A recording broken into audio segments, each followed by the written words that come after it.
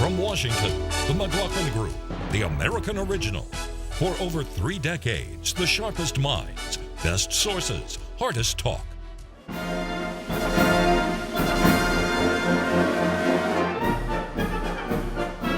It's the 34th Annual McLaughlin Group Year-End Awards 2015, Part 2. Here's the Master of Ceremonies, John McLaughlin. Destined for political stardom in 2016.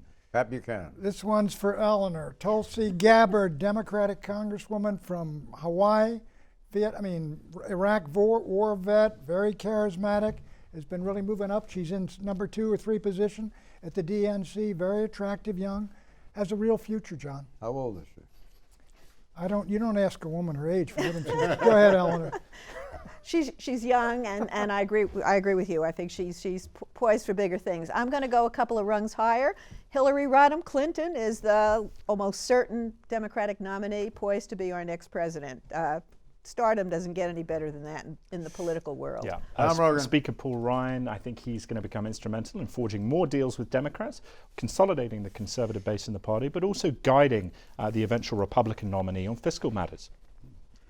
Clarence. I'm going to say Abigail Fisher, who, if you don't recognize her name, she's leading she's a plaintiff in the big anti-affirmative action case that's going to the Supreme Court this next year. And this could end affirmative action on college campuses, or it could strengthen it. But it's going to be one of the biggest decisions in years. Anthony Kennedy, isn't it? Yeah, it really is. Mm-hmm. Speaker of the House, Paul Ryan, second most powerful politician after the president. Ryan will have the privilege to be Speaker when the political pendulum swings next November, Election Day, putting him in a pivotal spot. Destined for political oblivion. Angela Merkel.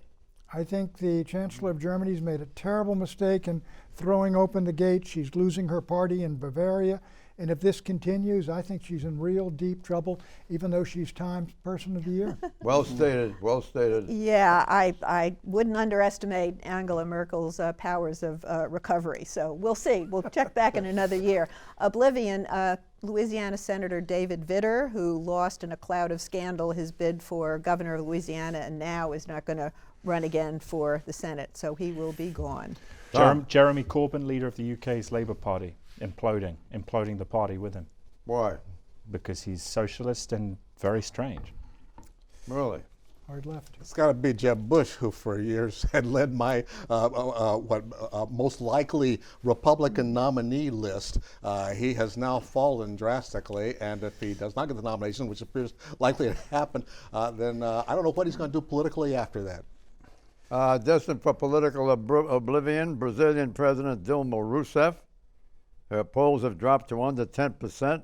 Brazil's economy is shrinking, and the scandal of Petrobras corruption is ongoing. Best political theater, Pat. Donald Trump arrives at the Iowa State Fair and tells all the little kids to come out and take a ride on the Trump helicopter. Is a real winner all the way around. Bernie Sanders giving Hillary Clinton a pass on her emails in the first Democratic debate. Donald Trump's interactions with various people in the media. So John Kasich's coming across in the early debates as a very practical leader and organizer who makes government work, and it did absolutely no good in this current contest. Best political theater is or are the upcoming Republican primary debates. The first 4 GOP debates drew a cumulative audience of 75 million viewers. It has to be the best political theater, or Republicans or people wouldn't be watching best political theater. Well, what's now? Worst political theater? Worst political theater. ISIS's beheadings, their executions, their drownings, the horror show they put on the internet and they put on social media. It is horrendous.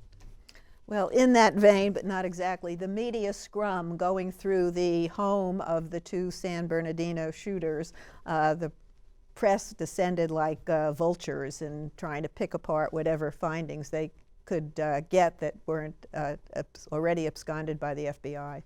Yeah, I'm going to use that worst political theatre, what the Islamic State is doing, but also shows how theatre can actually, in that propaganda sense, lead to a very cumulative destructive effect, that direction towards violence. Yeah, I would name for worst political theater in terms of having the least impact that was desired would be Barack Obama's ISIS speech here recently on prime time on TV, and trying his mightiest to sound like he's saying something new, but it was really a reiteration of what we already knew, basically.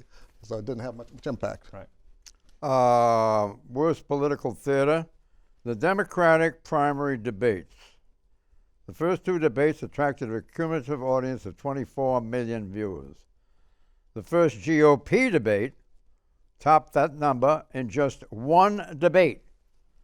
By the second GOP debate, the Republican cumulative total was 48 million, double the number, Eleanor, of viewers of the two Democratic debates. I don't think they're all going to turn into votes, John.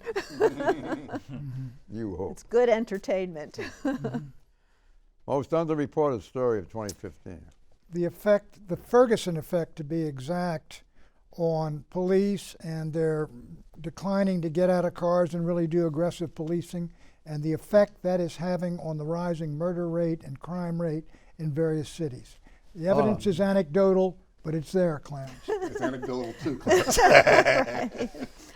I guess I would give it to the Republican ongoing war against science, whether it's climate change or even investigating the psychology behind all the shootings. They won't allow funding for research on gun violence. Chinese imperialism in the Pacific, which draws distinct parallels to the Japanese Empire in the 1930s. Clarence. Yeah, I think from what we've seen some police officers do, it's just as well that they are staying in the cars. But the most underreported story to me, though, is the shootings of young people, especially young black males in particular, that are not by police officers, but just the regular homicides that have been driving up the crime rate and we've just kind of become inured to it, too much so. At the Wall Street Journal's annual Chief Financial Officer Conference, only 22% said the TPP would have a positive impact on their corporation. The other 78% said it would either have no impact one way or the other, or hurt their business. So the answer to that is obvious. The most overreported story of 2015, Pat. The election of 2016. God, you can't cut on the TV without the talking heads on all three cable channels, everything. It is a fascinating election, John, but I have to say it's wall to wall. It's wall to wall. It's Trump and polls, but you know, I guess it is, you can justify it. It's an important election. There are a lot of candidates. So I'm going to give the award to the furor over Starbucks coming out with a cup that was only red and was seen as an attack on part of the war on Christmas. Not Get bad. a life. Not bad. Yeah, I think the obsession in terms of debate coverage, not so much the debates themselves, but the pre-debate coverage and the post-debate coverage, the minutiae on cable. You mean minutiae? Minutiae, yeah. You want to write that down? Minutia. Your word of the week? Minutia, right? Anyway, I got to say, well, Pat's right. The coverage of the campaign, which I'm a political junkie, but come on, there's been this has exposed just how driven by ratings we are, both TV ratings and newspaper circulation, et cetera, because Donald Trump's presence is bringing out millions of viewers who wouldn't be watching otherwise. That's good for the process overall, but it is a shame that it's driven for reasons that don't have directly to do with public service. The most overreported story of 2015. The mischaracterization of the influx of immigrants into Europe as, quote, Syrian refugees, unquote. Many were from far away as Afghanistan and sub-Saharan Africa and Ukraine.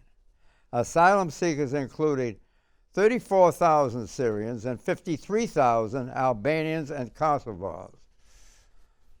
Biggest government weight, Patrick Buchanan. Pentagon paid $43 million for a gas station in Afghanistan that actually cost $500,000.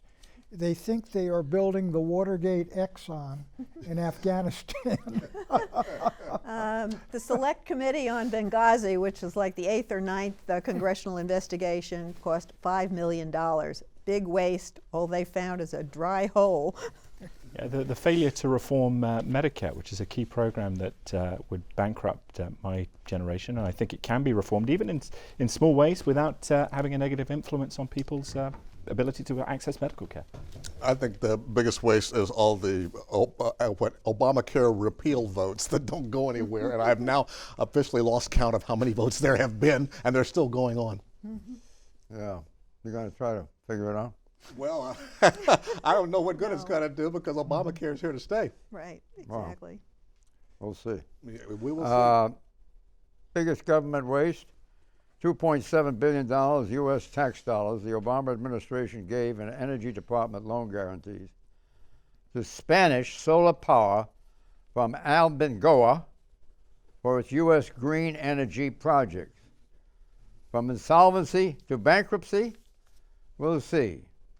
But it dwarfs the $530 million wasted on Solyndra. Best government dollar spent, Pat.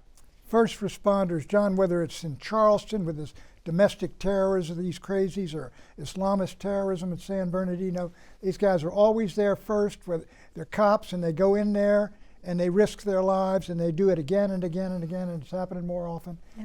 And they're our best. I'll say amen to that, and I'll also add Obamacare subsidies. 17.5 million people have health care in this country that they didn't have before, and the enrollment period was extended because of a surge. Are we going to repeal Obamacare? No, we're not going to repeal Obamacare. Tom Rogan. Best money spent. Yeah, we'll see how that plays in the election. I would say the United States Secret Service got a lot of negative criticism, some of it justified, but every day the officers and the agents of that distinguished agency put their lives on the line for a very noble cause, American democracy. The recent replacement of No Child Left Behind with a revamped education program, I'm hoping it works now. It spent $7.7 billion on Special Operations Command. SOCOM is present in most counter-terrorist operations worldwide, carrying out the hazardous missions of hostage rescue, locating and eliminating terrorist leaders. Money very well spent. Boldest political tactic. Chinese communists taking underwater reefs and building structures on them to create islands to enable them to claim the entire South China Sea. Like it or not, it is as bold as it can be. Boldest tactic, Black Lives Matter. Yeah, Paul Ryan with the beard in solidarity with me, or me in solidarity with him in solidarity with I. I'd say Trump's decision to call for a temporary halt to more Muslims coming in the country, which happened to coincide with Ted Cruz making significant gains against him in the polls. It is a reckless move that smells of desperation, but it's certainly bold. Boldest political tactic, Israeli Prime Minister Benjamin Netanyahu's gamble in making a direct address to the U.S. Congress, warning of the dangers of a weak nuclear agreement with Iran. Netanyahu failed to stop the agreement, and his relation with Obama is worse than ever. Boldest political tactic. Worst political scandal, Pat.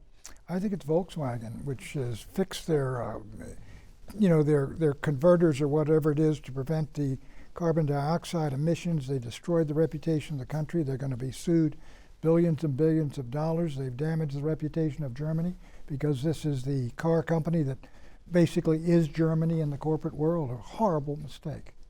I had that one too, but I'm going to add, let's see, is it Exxon, which they've been, ExxonMobil, their inner communications reveal that they understood the damage that their product was doing to the atmosphere many years ago, and they basically covered it up. I would say the known unknown of Hillary Clinton's emails. If nothing comes out of those emails, I suspect that will be the big one. I think the worst political scandal may well be in Chicago with Mayor Rahm Emanuel apparently, sitting on the video that led to the recent police shooting scandal. He survived his mayoral reelection, but the state's attorney, Anita Alvarez, faces one in March, and she looks like she's going to go down. Pretty serious, huh? In March, yeah. Worst political scandal. China's intelligence service hacking the U.S. Office of Personnel Management, OPM, and stealing the files and identities of more than 22 million U.S. federal employees. Bad, bad, bad. Best idea of 2015. Pat. I'm going to give this to Barack Obama for resisting pressure and everything else to put large numbers of American troops into Iraq and Syria. Here, here. I would also add, which Pat won't agree with, but the Supreme Court legalizing same-sex marriage. Yeah, I'm going to say the small reforms that came through Congress in terms of reforming the Social Security Disability Fund. I'm going to plug a rival newspaper, the New York Times, and their so-called cardboard viewer of virtual reality videos with the use of the iPhone. That I think is going to, in many ways, revolutionize the future of media, news, and otherwise. What's the downside of the iPhone? The iPhone, the downside is it's expensive. What about kids using it all the time? That's up to the parents. New generation. Mm-hmm. What's yours, John? I see you're flattering the New York Times. Yes, I am. Best idea of 2015. Russian billionaire Yuri Milner, $100 million project to find intelligent life in the universe. Milner is a physicist and has put together a team of scientists to scan radio signals from the billions of stars and 100 galaxies closest to Earth. Don't you love it? Let's hear it for him. Worst idea of 2015, Pat. Putting women into combat. What? Putting women in combat in the American Armed Forces. Women were already in combat. It just opens up jobs and gets them on the right pay scale. But worst idea is barring all Muslims from entering the U.S. Thank you, Donald Trump. Yeah, the refusal, I'm counterposing Pat here, by the president to put a limited number of special forces to enable the Sunni tribes and to call in airstrikes on ISIS positions in Iraq and Syria. Well, those are all good suggestions for bad ideas. I'm going to pick trigger warnings, the notion that you need to warn students of anything disturbing or provocative in the literature they're going to be reading in class. This is, I mean, what is university for but to be provocative? Right. Worst idea, President Obama's decision to stop prosecuting U.S. citizens who pay ransom to terrorist groups like ISIS. Kidnapping for ransom not only helps finance ISIS's terrorism, but it also makes U.S. people more attractive as hostages. Worst idea. Sorry to see you go. The Confederate battle flag, John, is departing. And I would add the great Yogi Berra, whom I loved and admired. Senator Barbara Mikulski and Senator Barbara Boxer, two women who were trailblazers. They've each announced that they're not going to run again in 2016. Yeah, the U.S. military personnel who've died this year in combat operations, but also those who've lost their lives due to mental health issues as well. I'm sorry to see John Boehner go the way that he did go, but it was very noble of him to try to set things up so that we wouldn't have to worry about government shutdowns for a while as he headed out the door. But it was really more the result of the chaos in the House than the productivity of it. Boehner was a class act. He was a class act. He's still a class act. He's just not a class act on Capitol Hill anymore. He's class act on the golf All right, course. sorry to see you go. Cecil the Lion, who was killed by a trophy hunter, the U.S. dentist Walter Palmer. He's back hunting in Zimbabwe. Yeah. His wife gave him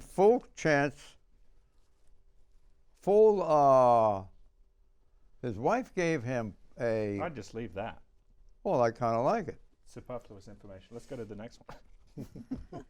Well, you're taking over the show now. Not yet. We're just running out of time, that's all. Gave him full clearance to go. She's the daughter of Robert Mugabe. Former wife of Robert Mugabe. Comrade Bob. Comrade Bob. You remember him. He's still around, 91 years old. Okay, 15 minutes of fame. Pat. Governor Martin O'Malley, presidential candidate. It'll be February 9th, the New Hampshire primary. Sorry to see you go. Eleanor. I give it to Kim Davis, the county clerk who refused to issue same-sex marriage certificates and briefly went to jail and briefly was a hero on the right. Yeah, George Pataki and Jim Gilmore, who only really received media attention for the fact they were so negligible in the polls. Well, I happen to pick up Pataki and Gilmore as well, but I'm going to switch to Kim Davis because you're Okay. absolutely right. 15 minutes of fame, Major Brad Podliska, Air Force reservist, by claiming that the House Select Committee on Benghazi was doing a political hatchet job on Hillary Clinton. Podliska worked 10 months as committee staffer before being fired for poor job performance. He is now suing for wrongful termination. Best spin of the year, Pat. Bibi Netanyahu says there will be, just before the election, there will be no Palestinian state on my watch. He wins the elections. He said, I'm ready to go back into negotiations. Eleanor. Donald Trump, we're going to build a huge wall and Mexico's going to pay for it. Yeah, the Iran nuclear deal has verifiable inspection protocols that will actually work. Clarence. Rachel Dolezal, who became famous for having everyone think she was black and announced, no, I'm actually white. The best spin of the year, the hunky-dory with Obamacare. Health co-ops are closing down. Major insurers like United Healthcare may pull out of the exchanges. Premiums and deductibles have risen astronomically. And enrollment is millions below projections. Super spin. The most honest person of the year, Pat. House Majority Leader Kevin McCarthy, on his way to being Speaker, is asked what you accomplished with the Benghazi hearings. He said, we accomplished something. We drove down Hillary's poll numbers, at which point he blew up the committee and got himself eliminated from the open road to the speakership of the House. Eleanor. I have Kevin McCarthy in that category too, but he committed what in Washington is called a gaffe. He blurted out the truth because that committee was created to tarnish Hillary Clinton. Jim Comey, director of the FBI. I got to go with McCarthy as well. It's what you get as your reward for truth-telling in this town. Pat's destined for stardom is my most honest person. Democratic representative of Hawaii, military veteran Tulsi Gabbard, criticized Barack Obama for refusing to say that Islamic extremists are the enemy. She warned that until you recognize who the enemy is, you cannot develop an effective strategy. The most overrated, Pat. Republican governors as presidential candidates. Two of them are gone, and the others, if you add all their votes together, are probably at 12%. Yeah, I've been resisting piling on Jeb Bush, but I think you have to, considering he was thought to be the giant killer when he announced in the spring. He had all the money. He scared Mitt Romney away from running again, and he was going to sweep the field. I believed it at the time.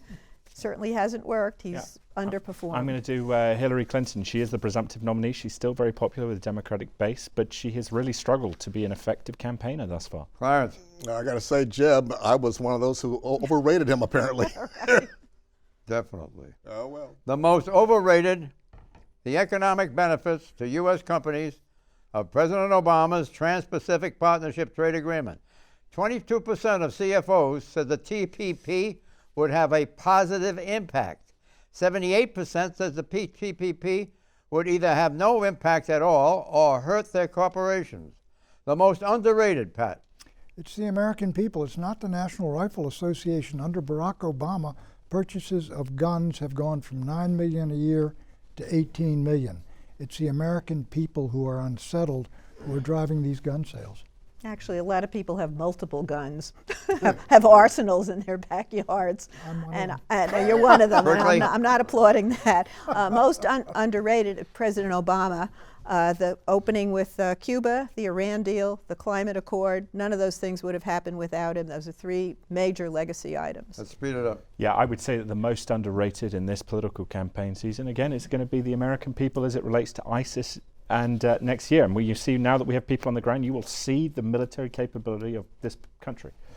I think most underrated is Paul Ryan for his outreach to Black and Hispanic communities and building a real poverty agenda and being on one side of an important anti-poverty debate that unfortunately is not happening amid all the other claptrap of this election campaign. And I think he has done very well on that in terms of leading the advantages of being able to actually dialogue on those issues and take Republicans into areas where, frankly, they have just ignored for far too long. And there's a moral need there, also a long-term political. It's all I have to rhetoric. give my selection You of think the with, most underrated. really with Ryan?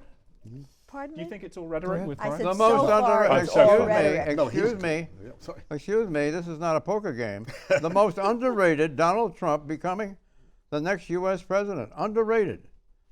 Beltway insiders underrate the extent to which the public is fed up with traditional politicians and Washington in general, and ready to embrace major change. But the question Do is, I make myself clear on that? the question is with Trump whether that will It's true. continue it's a into question the whether it's going to caucuses. go the distance. Right, and that's- exactly. and, you know, He's appealing to a segment of the Republican Party, and most of his proposals, when they're put forward in Yeah, but polls the- to the broader public, The anti-establishment, They tank. anti-establishment group in the Republican Party's got about 70% of the vote now. New Year's resolution or prediction? Pat Buchanan. Macro prediction, John, the invasion of Europe from the Middle East, the Near East, North Africa, and Sub-Saharan Africa is going to continue indefinitely. Eleanor.